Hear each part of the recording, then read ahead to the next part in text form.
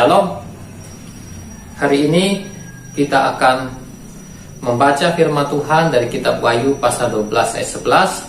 Mari kita buka kitab Wahyu pasal 12 ayat 11. Wahyu 12 ayat 11. Dan mereka mengalahkan dia oleh darah anak domba dan oleh perkataan kesaksian mereka, karena mereka tidak mengasihi nyawa mereka sampai ke dalam maut.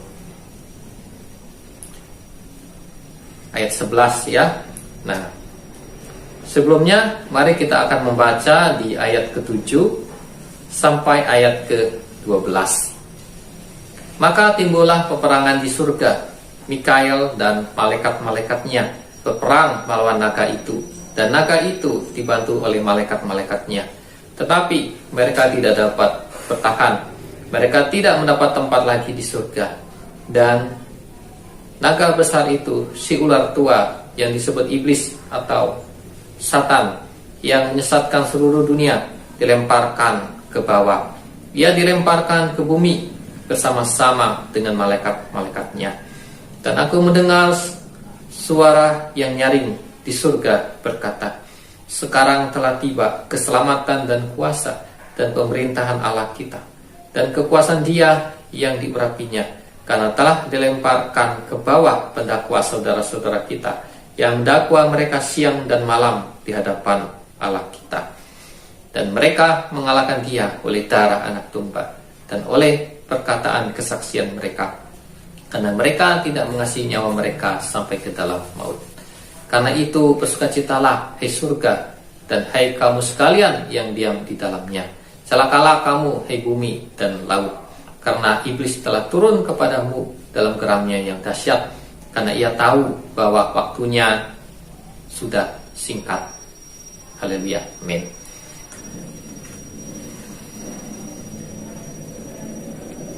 Firman Tuhan yang kita baca tadi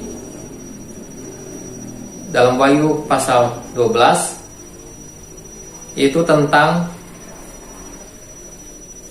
peperangan di surga, yaitu Mikael bersama malaikat-malaikat di surga berperang melawan naga dengan malaikat-malaikatnya. Nah, naga di sini adalah ya ular tua atau iblis atau setan ya, atau yang bernama Lucifer. Nah, jadi pada akhir zaman ya,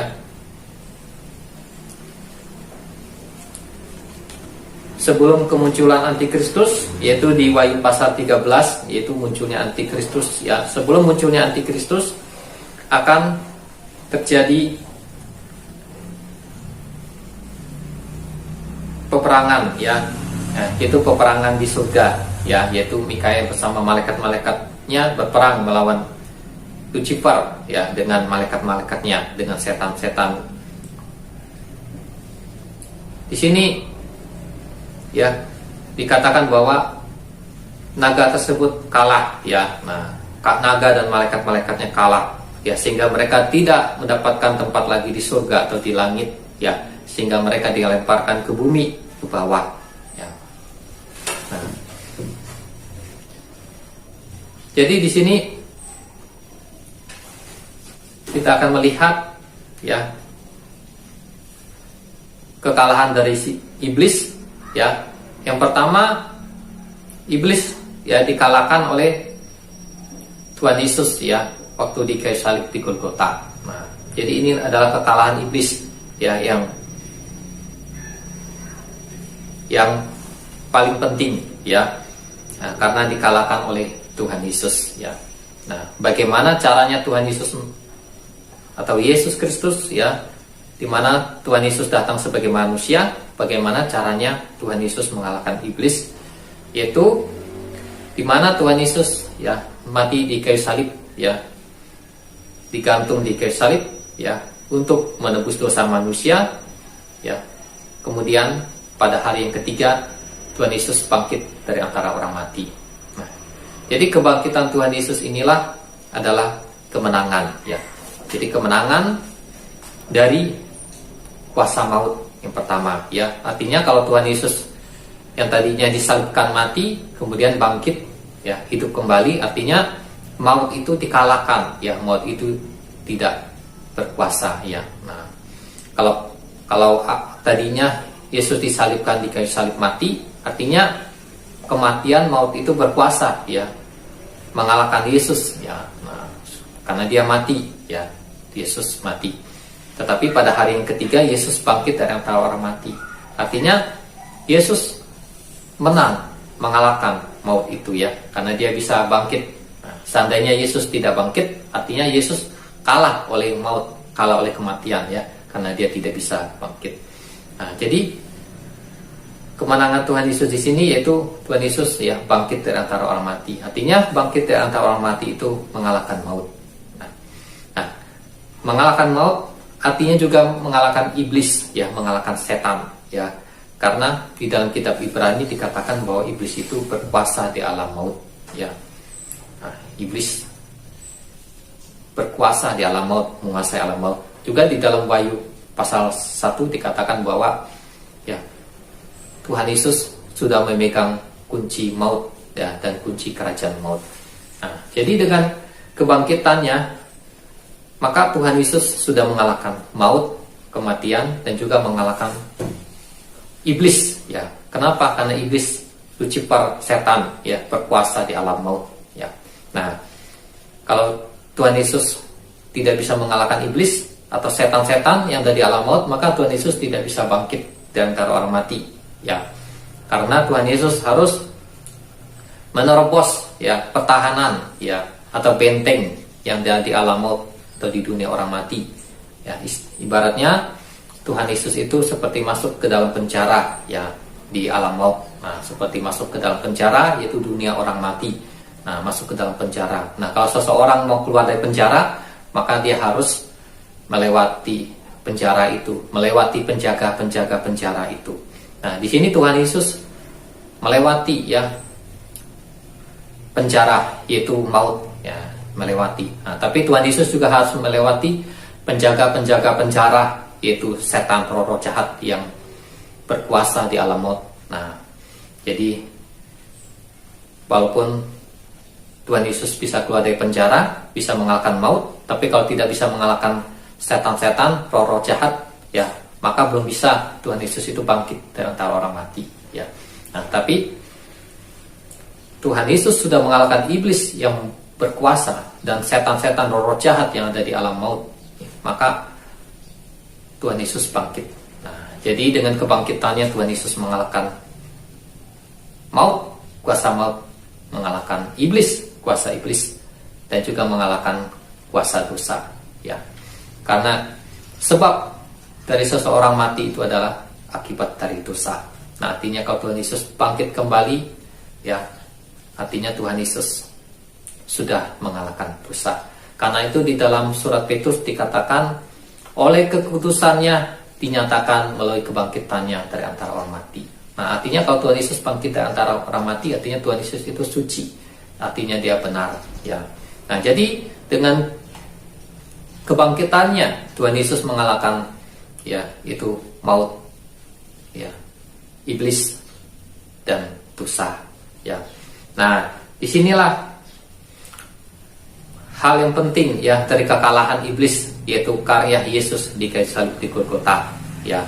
Nah, jadi waktu Tuhan Yesus disalibkan, maka Tuhan Yesus, ya, harus mencurahkan darahnya, ya, harus menebus dengan darahnya, ya.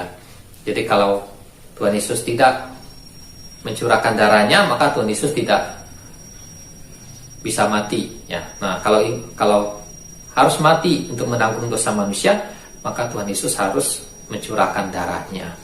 Nah, maka di sini darah Tuhan Yesus, ya, dicurahkan, ya, di kayu salib di Golgota, ya, untuk menebus dosa manusia, ya. Nah, jadi kekalahan iblis yang paling penting yaitu pada waktu di kayu salib, ya, di Golgota, ya. Ini yang sangat penting, ya, kekalahan dari iblis, sehingga di dalam kitab Kolose dikatakan bahwa ia telah melucuti pemerintah-pemerintah dan penguasa-penguasa dan menjadikan mereka tontonan umum dalam kemenangannya atas mereka. Nah, jadi dengan kebangkitan Tuhan Yesus dari alam maut, ya, dari kematian, maka Tuhan Yesus sudah melucuti pemerintah-pemerintah dan penguasa-penguasa, ya, dan menjadikan mereka tontonan umum dalam kemenangannya atas mereka. Nah, jadi Tuhan Yesus sudah mengalahkan penguasa yang ada di alam maut, pemerintah yang ada di alam maut, ya, pemerintah penguasa yang ada di neraka, ya, dan juga pemerintah-pemerintah lainnya, yaitu roh-roh jahat, setan-setan, ya. Nah, jadi di sini di ayat 11, dan mereka mengalahkan Dia oleh darah anak domba. Nah, jadi mereka di sini adalah orang-orang yang percaya sama Tuhan Yesus, ya. Nah, jadi orang-orang yang percaya sama Tuhan Yesus itu mengalahkan iblis, setan, roh jahat itu dengan darah anak domba, ya, dengan darah anak domba, yaitu dengan darah Tuhan Yesus. Nah, jadi iblis tidak bisa dikalahkan, ya, hanya dengan darah Tuhan Yesus, ya. Jadi iblis tidak bisa dikalahkan dengan kekuatan, ya, yang ada di dunia ini, ya, seperti peluru atau seperti bom atau apapun, ya. Tapi iblis dikalahkan yaitu dengan darah anak domba Allah, yaitu dengan darah Tuhan Yesus, ya. Nah, dan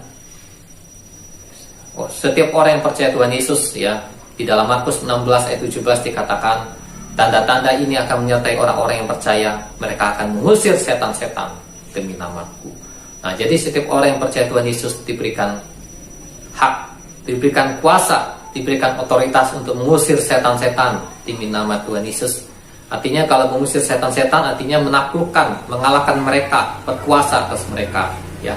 Itu disebabkan oleh kemenangan Tuhan Yesus di kayu salib.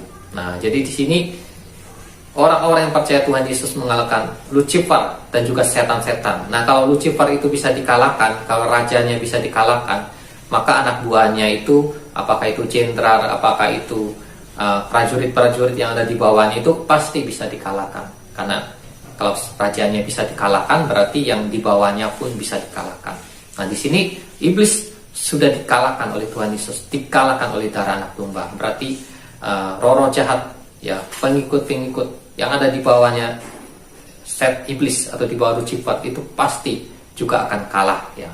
Nah, jadi mengalahkannya dengan darah anak domba Allah, yaitu dengan darah Yesus. Nah, di dalam Markus 16 ayat 17 dikatakan mereka akan mengusir setan demi nama Yesus. Nah, jadi mengalahkan iblis itu dengan nama Yesus, ya, karena di dalam nama Yesus itu ada berbicara kemenangan Yesus di kayu salib, ya, melalui darahnya yang dicurahkan di kayu salib. Nah, jadi kita bisa mengusir setan menggunakan dalam nama Yesus, ya, menyebut nama Yesus, dalam nama Yesus setan pergi. Atau kita juga bisa menyebut darah Yesus yang berkuasa. Nah, tapi kemudian kita sebut dalam nama Tuhan Yesus, setan pergi. Nah, jadi menggunakan nama Yesus, ya. Nah, jadi di sini ada berbagai banyak hal, ya, di hari-hari ini dalam nama Yesus, ya. Ada selisih antara nama Yesus dan nama Yesua, ya. Nah, jadi di mana sebelum saat ini, di mana hari-hari yang lalu atau tahun-tahun yang lalu ketika orang memakai nama Yesus itu bisa mengusir setan, artinya nama Yesus ini adalah nama, ya, yang Tuhan pakai, ya. Artinya tidak ada masalah, ya. Pakai nama Yesus bisa, mau pakai nama Yesua bisa, ya. Jadi tidak bisa bilang yaitu nggak boleh pakai nama Yesus kalau nama Yesus itu nama dewa, ya, bukan nama Tuhan, ya. Nama Tuhan itu Yesua. Nah, kalau Yesua itu kan bahasa Ibrani, ya.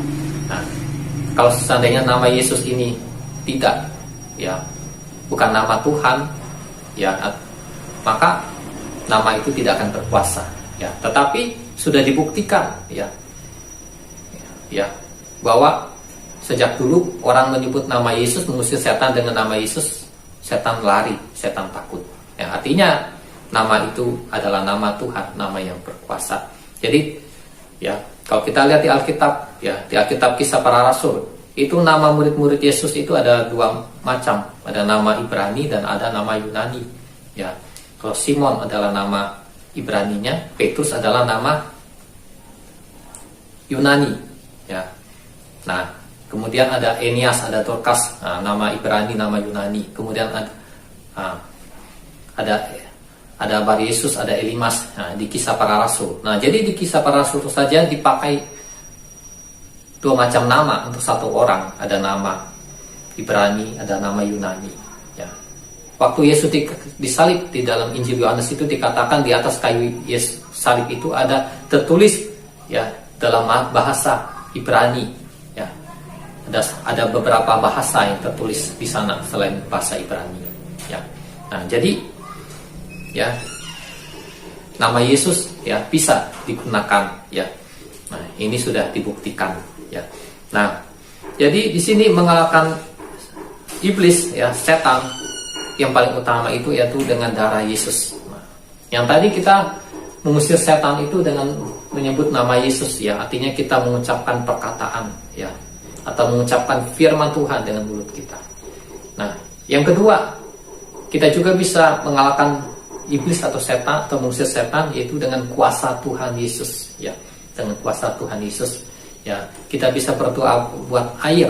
Nah, kita bisa berdoa buat air itu supaya air itu menjadi darah Yesus, supaya air itu menjadi air yang berkuasa, ya. Apakah air putih itu kita doakan dengan iman, hanya air putih saja, ataukah air putih itu kita curahkan namanya minyak urapan, ya. Dalam Markus 6 ayat 13 dan Yakobus 5 ayat 14 itu ada ditulis tentang minyak urapan dipakai untuk doa kesembuhan buat orang sakit, ya. Juga dipakai untuk mengusir setan-setan. Nah, bisa air tersebut kita curahkan minyak urapan. Nah, bisa juga kita curahkan anggur perjamuan kudus ke air tersebut. Karena dalam firman Tuhan dikatakan bahwa anggur perjamuan kudus itu adalah darah Yesus. Nah, jadi intinya air tersebut itu kita doakan jadi darah Yesus. Ataupun kalau kita nggak pakai minyak urapan, ataupun nggak pakai anggur perjamuan kudus, kita punya iman, kita doa supaya air ini menjadi darah Yesus, supaya air ini memiliki kuasa untuk mengusir setan-setan, bahkan menyembuhkan orang sakit, bisa, ya, kita doa. Nah, kita berdoa buat air tersebut, kemudian kita bisa menyuruh orang yang terikat kuasa jahat minum air tersebut, ataupun kita bisa perciki, ya. Nah, artinya kita berdoa air itu menjadi darah Yesus, ya, karena tadi dikatakan bahwa setan itu, ya, dikalahkan oleh darah anak domba, oleh darah Yesus.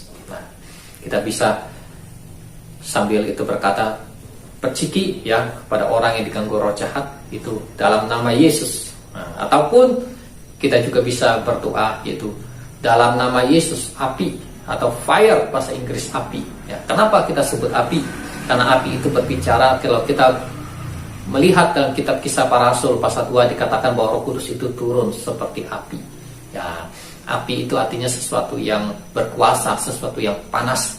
Nah, kita lihat di dalam kitab Wahyu yang pasal terakhir bahwa iblis itu dihukum, ya, dilemparkan ke lautan api. Artinya api itulah hukumannya buat si iblis yang menyiksa dia. Nah, jadi kita bisa bilang dengan air itu kita perciki dalam nama Yesus, ya, bisa kita darah Yesus. Kita juga bisa berkata dalam nama Yesus api atau fire dalam nama Yesus. Nah, tapi ketika kita ucapkan itu, kita harus ucapkan dengan iman, dengan sungguh-sungguh, ya, bahkan disertai dengan kuasa dari Roh Kudus. Maka air itu bukanlah air yang biasa lagi, tapi air yang udah dicamah, diurapi Tuhan. Ada kuasa Tuhan, ada kuasa darah Yesus, ya, sehingga setan ditaklukkan, sehingga setan gentar dan setan pergi dari tubuh orang-orang yang diikat oleh setan.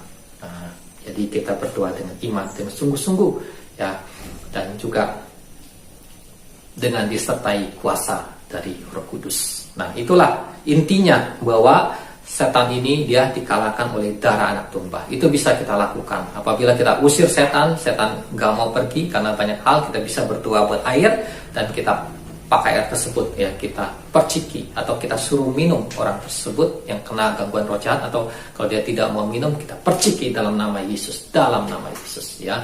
Nah, apabila tadi diusir-usir setannya gak mau pergi, ya, ada banyak cara, ya, bisa pakai air kita siramkan, ya, kepada orang yang diganggu oleh roh jahat, ataupun kita kasih minum. Kalau dia tidak mau minum, kita siramkan atau kita perciki air dalam nama Yesus. Kita bisa berkata, dalam nama Yesus pergi, atau kita bisa berkata, dalam nama Yesus fire, api.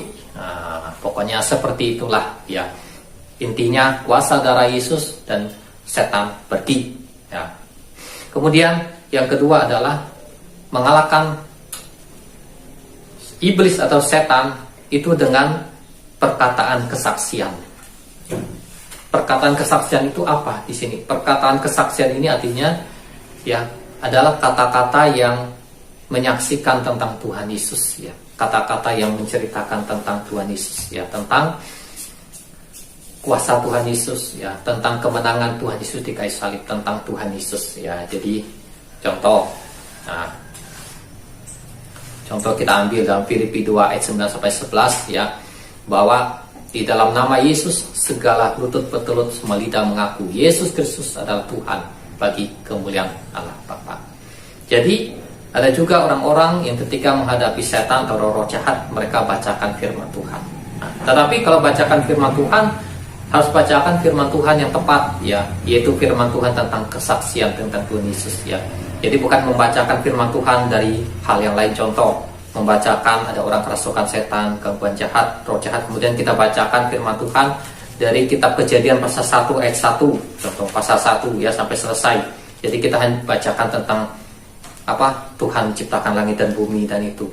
Nah, walaupun itu firman Tuhan, tapi itu tidak berhubungan dengan untuk roh-roh jahat. Nah, makanya di sini dikatakan perkataan kesaksian mereka. Ada kata kesaksian. Nah, jadi kesaksian di sini adalah kesaksian tentang Tuhan Yesus. Nah, contoh kalau ada gangguan roh-roh jahat, maka kita ambil contohnya yaitu dalam Filipi ya pasal 2 ya ayat 9 sampai 11 ya. Contoh saya bacakan Filipi 2 contoh ya. Maka kita bacakan,